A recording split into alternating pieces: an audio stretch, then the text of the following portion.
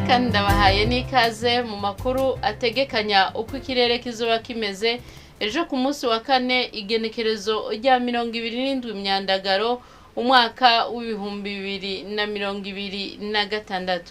Imbere y'umutaga hategekanijwe ikirere kizoba kirimwo ibicu vyinshi mu Rumonge, mu ntara ya Burunga, i Bujumbura, i Bubanza no mu Cibitoke mu ntara ya Bujumbura.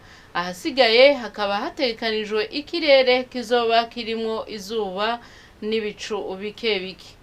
Ibipimo vy'ubushuhe bizoba biri hasi kurusha ahandi bikazokwibonekeza i Bururi mu ntara ya Burunga hamwe n'Ingozi mu ntara ya Butanyerera kuri °C 14. Inyuma y'umutaga hategekanijwe ikirere kizoba kirimwo ibicu vyinshi i Bururi mu ntara ya Burunga hamwe n'imuramvya mu ntara ya Gitega. Ahasigaye hakazokwibonekeza ikirere kirimwo izuba n'ibicu bike bike. Ibipimo vy'ubushuhe bizoba biri hejuru kurusha ahandi bikaba bitegekanijwe mu Cibitoke mu ntara ya Bujumbura kuri °C 33.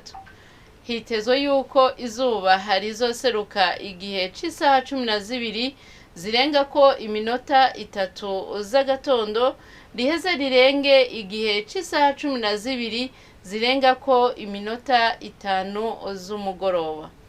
Anuko rero aha niho hagarukiye amakuru y'ikirere mwateguriwe n'ikigo Ijebu.